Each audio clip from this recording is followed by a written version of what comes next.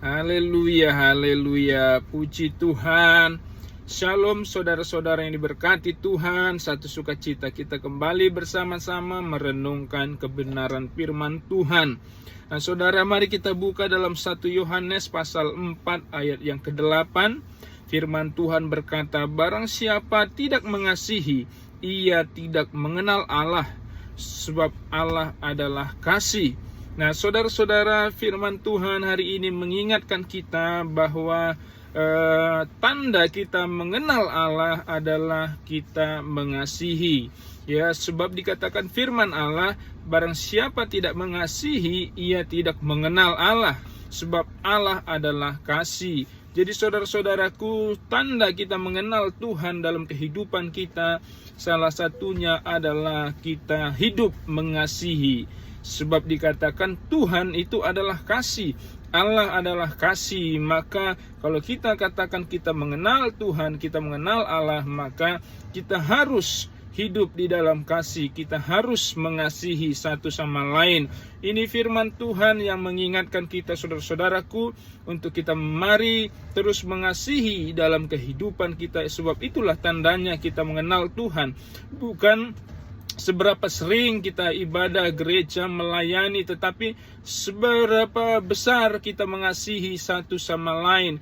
Itulah tanda kita mengenal Tuhan dalam kehidupan kita.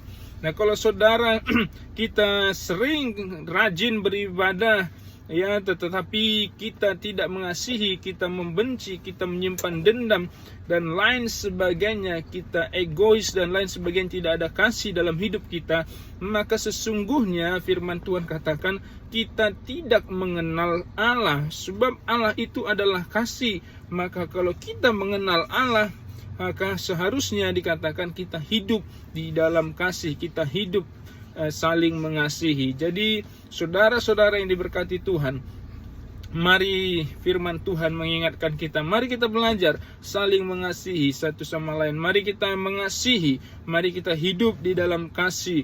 Itulah tandanya kita mengenal Tuhan dalam kehidupan kita.